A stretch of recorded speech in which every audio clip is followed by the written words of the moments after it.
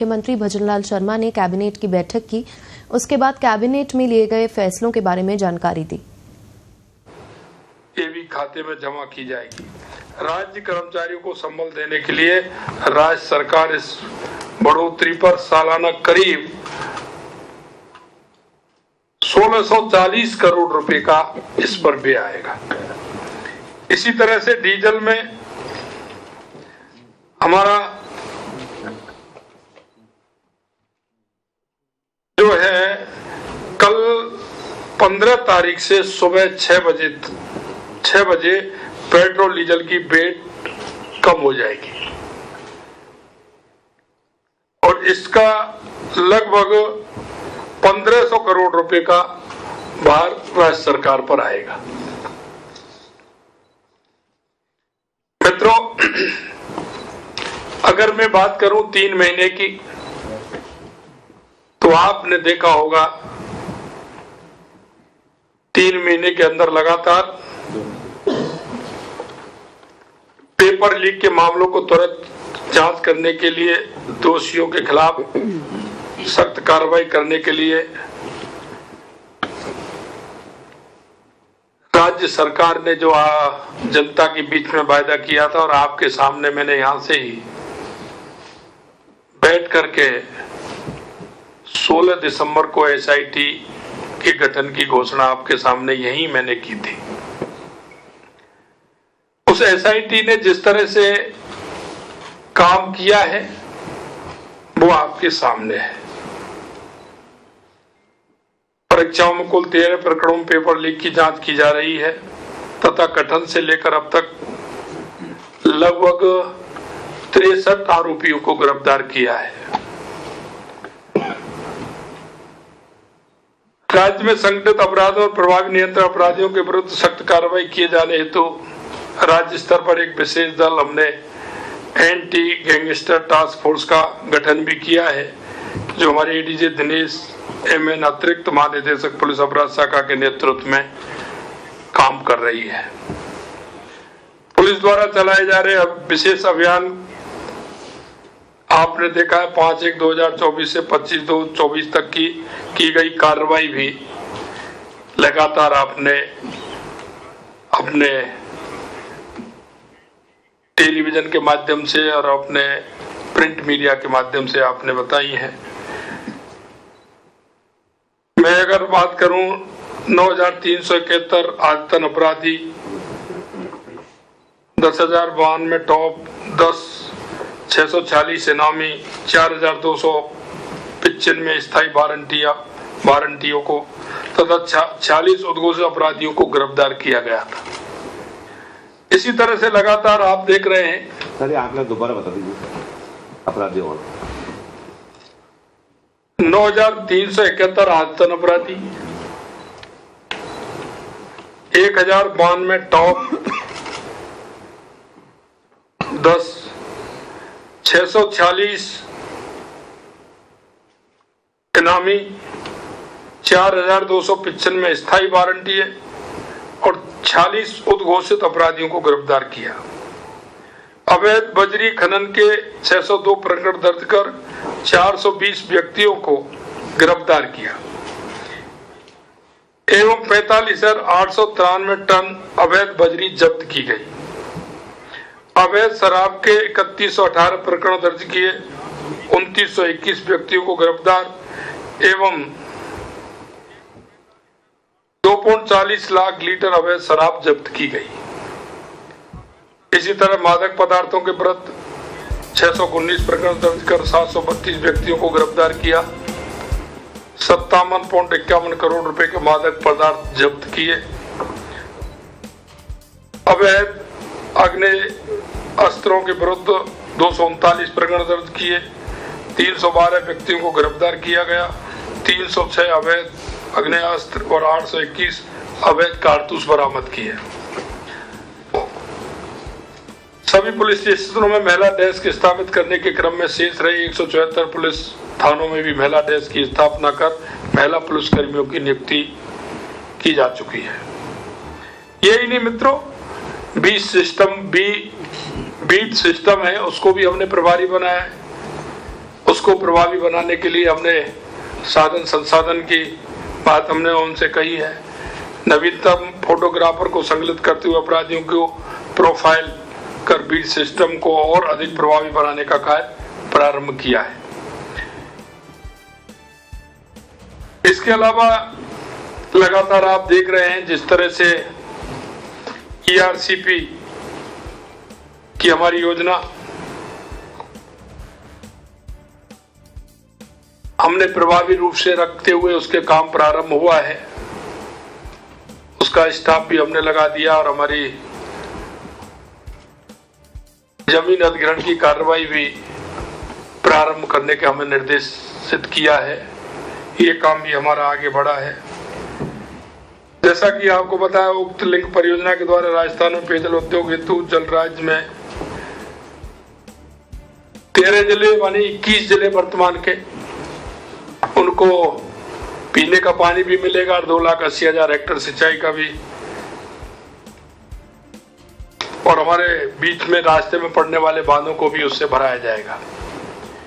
यमुना जल पर मई 1994 संपादित समझौते के अनुसार से राजस्थान को हरियाणा स्थित ताजेवाला हेड पर मानसून के दौरान 1917 क्यूसेक जल आवंटित जल के उपयोग हेतु दिनांक 17/2/2024 को केंद्र सरकार, हरियाणा सरकार, राजस्थान सरकार के बीच में समझौता हुआ। ये आप सभी को उसकी जानकारी है। सड़कों की हम अगर बात करें तो आरओबी और सेतु बंधन के लिए केंद्र सरकार ने CRIF के तहत 972 करोड़ रुपए का अनुमोदन प्राप्त किया है। कल ही किया है उन्होंने, ये कल ही 972 करोड़ रुपए का अनुमोदन हमें प्राप्त हुआ है। राष्ट्रीय राजमार्गों की लागत राशि 840 करोड़ की स्वीकृति एवं निविदा जारी की गई है।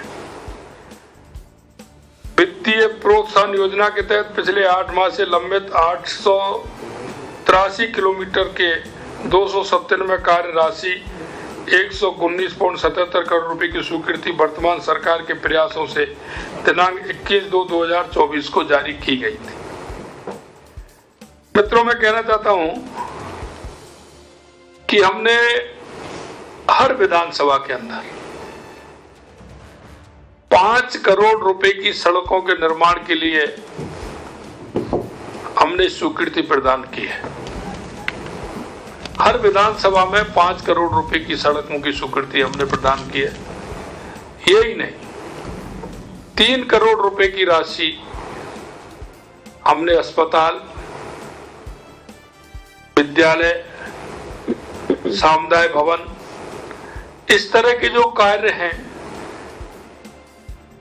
पशु औषधालय, इसके लिए हमने 3 करोड़ रुपए जहाँ जर्जर हैं, बना हुआ नहीं है, उसके लिए हर विधानसभा में हमने 3-3 करोड़ रुपए आवंटित किए। उनकी भी हमने स्वीकृति राशि की है।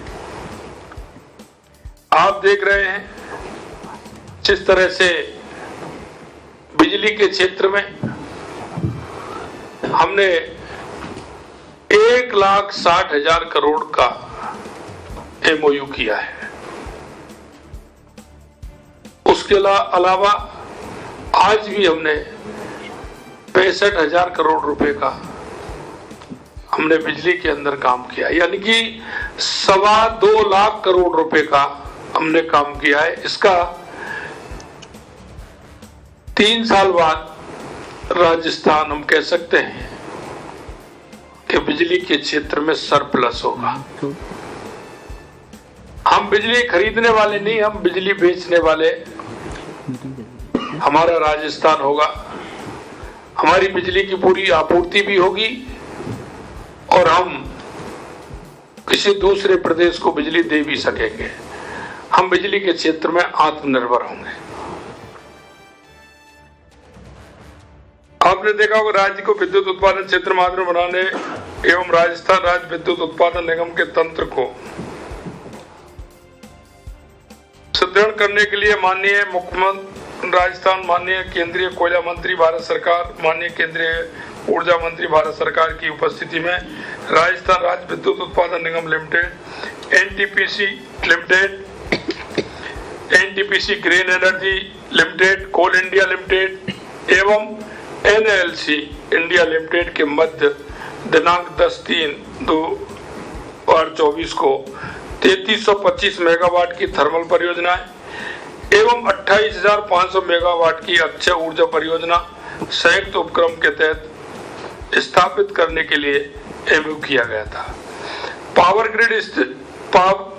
ग्रिड कॉरपोरेशन के साथ राज्य में प्रसारण तंत्र को सुदृढ़ एवं विकसित करने के लिए संयुक्त उपक्रम में 26.74 शेयर धारिता के अनुपात में स्थापना हेतु एमओयू किया गया, जिसके तहत 10,000 करोड़ रुपए का निवेश होगा।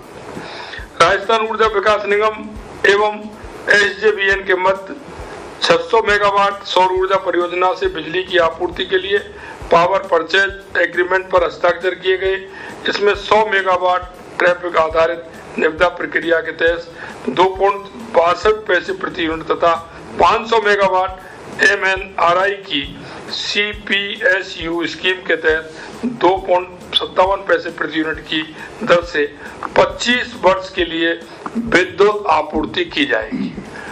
इसमें हमने रेट भी निर्धारित की है और ये रेट एक दिन के लिए नहीं, 2 दिन के लिए नहीं, ये 25 साल के लिए है, क्योंकि आने वाले समय में आप सभी समझते हैं कि ऊर्जा की कितनी आवश्यकता रहेगी।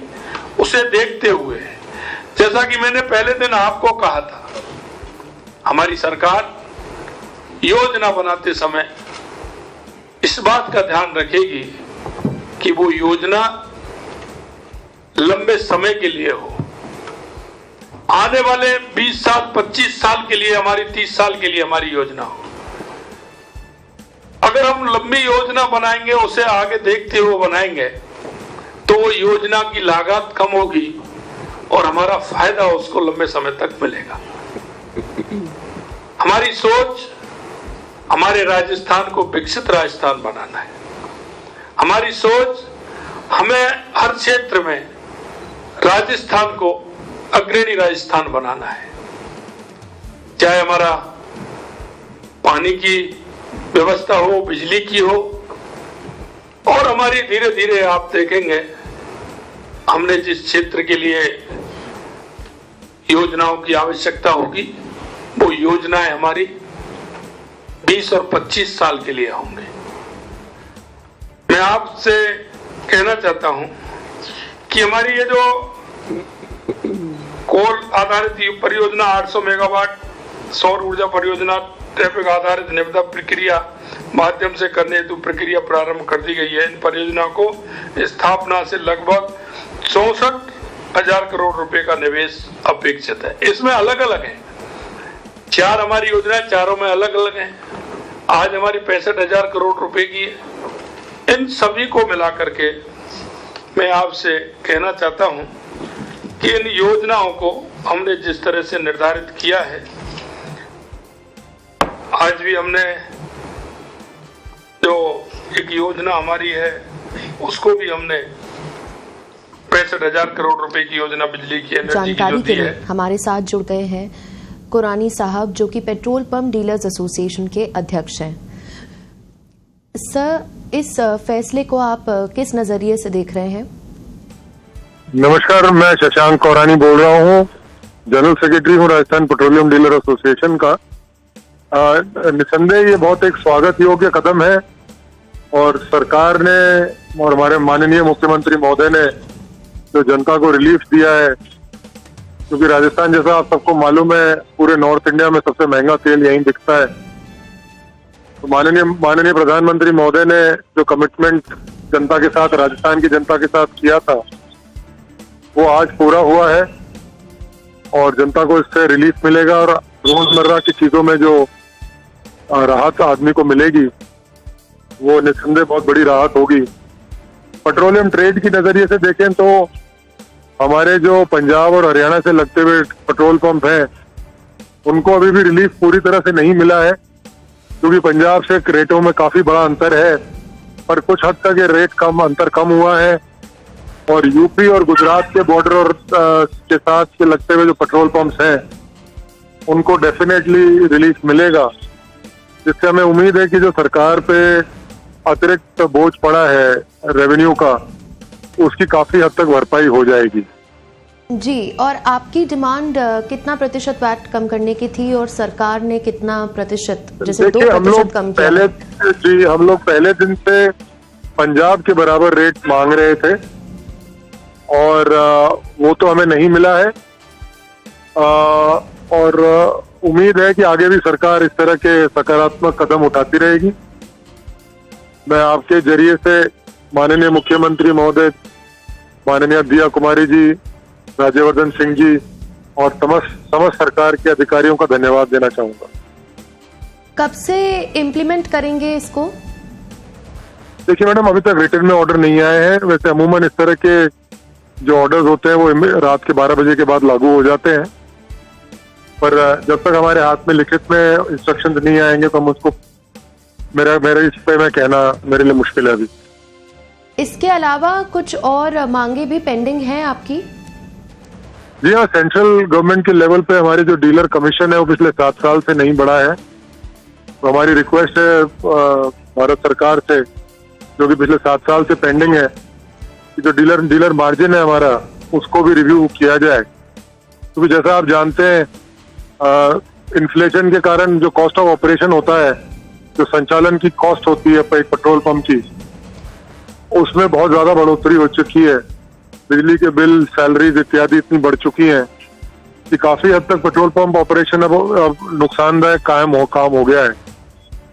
तो उम्मीद करते हैं सरकार हमें उसमें भी जल्द से जल्द रिलीफ देगी और एक अच्छा हमारा डीलर मार्जिन का रिवीजन होगा। पेट्रोल पर प्रति लीटर कितने पैसे कम होंगे और डीजल पर प्रति लीटर कितने पैसे कम होंगे? देखिए मैडम, अभी इन्होंने 2% का अनाउंसमेंट किया है, तो मैं आपको जयपुर का बता सकता हूँ कि जयपुर में लगभग 108 रुपए की रेट है जी, तो उसमें 2% का अंतर लगभग 2.5 रुपए के आसपास होता है, और डीजल पे लगभग 2 रुपए के आसपास का इम्पैक्ट आएगा। जैसे जैसे रेटें बढ़ती जाती हैं, जैसे गंगानगर में रेटें ज्यादा है तो वहाँ ये इम्पैक्ट लगभग 3 रुपए के आसपास होना चाहिए। राजस्थान में सबसे ज्यादा फर्क कहाँ पर पड़ेगा? सबसे ज्यादा कम कीमतें कहाँ होंगी राजस्थान में? जैसा मैंने आपको बताया, गंगानगर में शायद सबसे ज्यादा रेटें हैं, तो वहां पर 2% का इम्पैक्ट थोड़ा ज्यादा होगा, तो लगभग 3 रुपए 3.25 रुपए के आसपास का। और राजस्थान में सबसे सस्ता पेट्रोल कहाँ हो जाएगा अब? राजस्थान में मेरे हिसाब से सबसे सस्ता पेट्रोल जयपुर में है जी, तो यहाँ लगभग 2.5 रुपए के आसपास होगा। जी, शुक्रिया शशांक कुरानी जी तमाम जानकारी के लिए।